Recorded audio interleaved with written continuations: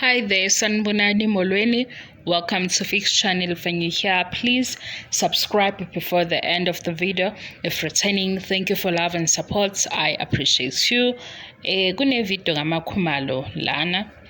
Makhumalo ukhulumile ngendaba yakhe.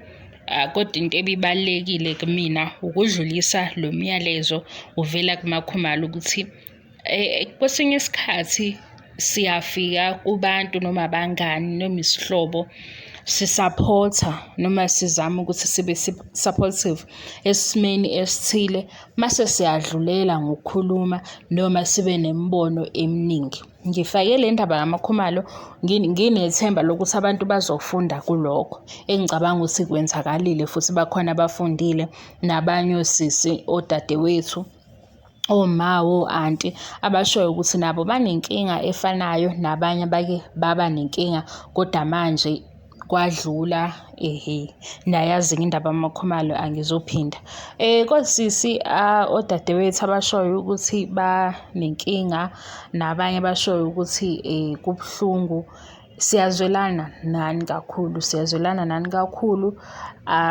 amazwi ayaphela entweni efana nale nemisimo esifana nalesi yikho ngifake le video mhlambe ukuze uzothola umakhumalo okhuluma into ongayizwa kangcono ukunothi ikhulunywe yimi kube kuzophela engizokusho ngoba la mangathi ngikhuluma ngento efana naleyo simo esifana nalesi ungaba into ukuthola ukuthi mina ngenze i-research noma bengibuke kwi-TV show noma i-talk show kodwa la okuhlukile ukuthi umakhumalo okhuluma into oyaziyo noyizwa kangcono engithi mhlambe kukunikeza i-comfort noma induduzo ngendlela ethile. Nathi-ke siyafunda ukuthi umngani nesihlobo umsupporta kanjani nokubaluleka kokukhetha izinto esizikhulumayo masikhuluma nabantu ngesimo esingasazi kahle. Angisho ukuthi-ke manje ngiphoxekile ngoba before ngifaka le video kamakhumalo ngichaze kahle ukuthi kune-video ezolandela ngisho ukuthi the next video angiyifakanga kanye ngathi le video ezolandela umakhumalo ekhuluma ngendaba yakhe ukuthi udlule kuphi nakuphi nobuhlungu nakho konke okunye kodwa engikucelayo mase nikhomenta nibheke ukuthi ngithini. Okusho ukuthi-ke bakhona abanye abavele nje beklikha ivideo engalaleli nokuthi kumayelana nani okukhulunywa la ukuze phela lento ozoyibhala masukhomenta ihambisane. Kunosisi la obhala ukuthi umakhumalo akayeke uMseleku. Angazi ukuthi lokho kuhlanganaphi nale story samakhumalo esibuhlungu la okufanele ukuthi ngabe thina siyafunda ukuthi nasi isimo esinje bakhona nosisi bethu odadewethu oanti abazali bethu abadlula kulesi simo senze njani ukuba supportive. Engikubambile ungabi nembono eminingi ungakhulumi kakhulu naleyo ukuthi uhlale uthi kumuntu ustrong ebe enesimo esithile ayilungile. Ngiyifunde phile kumakhumalo. Wena mawusuthi akayeke uMseleku ingenaphi leyo ayingendawo.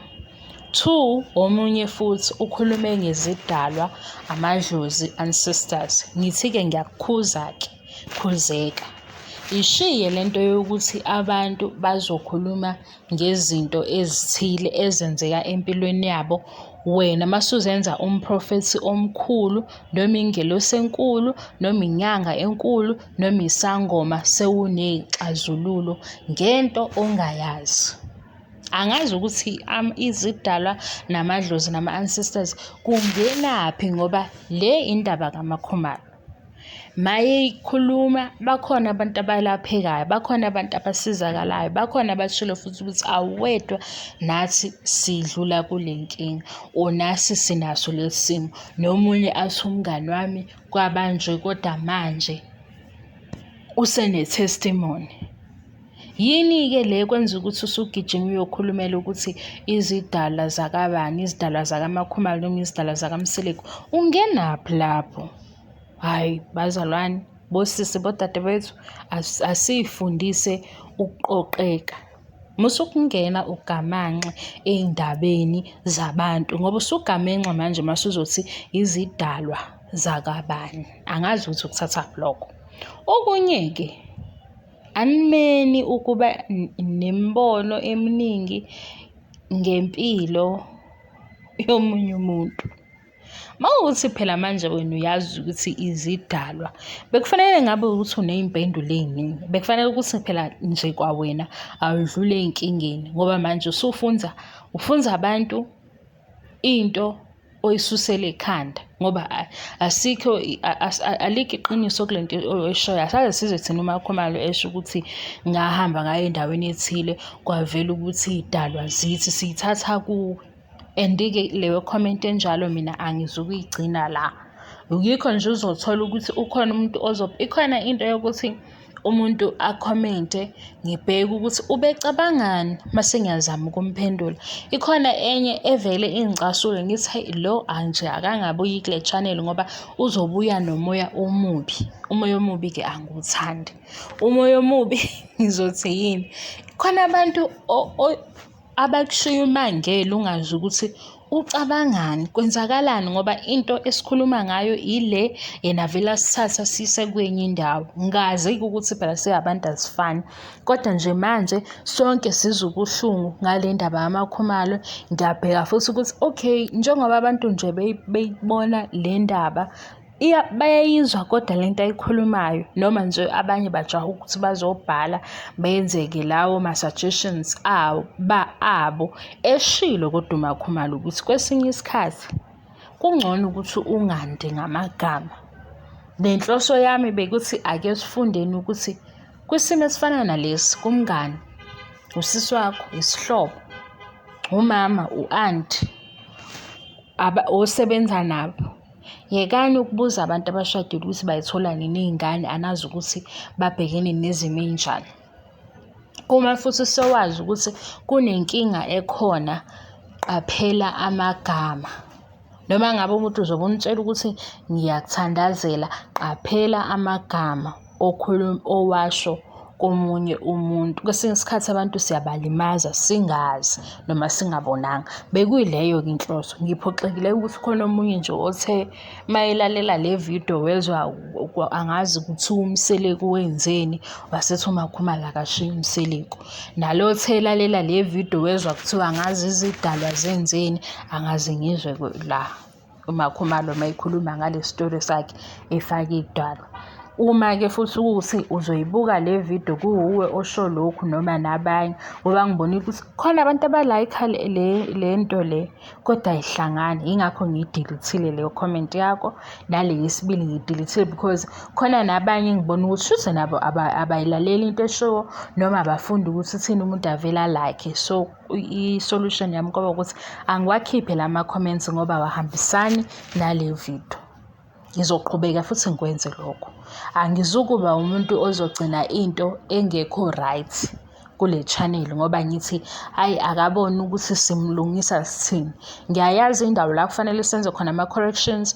Ngiyazi nje indaba yokuthi khona abantu ekufanele ukuthi ngiba-remove bavele bengaboni ukuthi ngithini ngoba vele kusho ukuthi abalaleli noma bahambisani nalokho kusuke kukhulunywa ngaleso sikhathi. Ngoba le yomshado kaMakhumalo noMseleku akusondaba yakho. Le yey'dalwa zakaMseleku nezakaMakhumalo akusondaba yakho. Le ebengiyifakile uMakhumalo obekhuluma ngodaba lakhe ukuze abanye besizakale. Uyibonile leya event ngake ngachaza ngayiqaleni ukuthi benza ama-event akanje kubizwa abantu abatheni, mase-ke beyakhuluma kube nendumiso kube nayo yonke into mangakujwayele. Uma ungakayiboni ivideo ikhona-ke ukuthi isuke yaba emotional kakhulu. Ngayibona ekuqaleni ngathi ngizoke ngiyizibe, ngizoba nesikhathi sokuthi ngibe ready nami ukuthi mase ngiyifaka le video kaMakhumalo kuzoba nama-comments okuyomele ukuthi ngiwaphendule. Manje ngiyifakile asemaningi kakhulu ama-comments, amanye angisakwazi ukuwaphendula ngoba okunye kubuhlungu nakumina kuyangithinta ngoba nami ngumuntu wesifazane, ngumama. Ezinye iy'ndaba zibuhlungu kodwa engikuthembayo abantu bayafunda kuyona yonke into abayilalele uMakhumalo echaza noma ekhuluma ngayo. Okunye kokubalulekile asihloniphane. ungathathi ngomqondo ukuthi mhlambe kule channel senza ama-reviews of Uthando Nes'thembu. Mhlambe mase ngikhuluma kanjani mangenza ama-reviews, ngiyazi ukuthi mangikhuluma nge-TV show ngikhuluma ngama-characters avela kwi-TV show, kodwa mase ngibuyela kumuntu ofana nami kufanele ngibheke ukuthi manje sengithini nalento engikhuluma ngayo ithini. Hambe kanjalo. Thank you so much for your love and support. I love you and appreciate you. Kulona ozothi ayizwakani into okhuluma ngayo la, bengikhuluma ukuthi manenza ama-comments la kule channel uyibheke ukuthi ivideo ithini.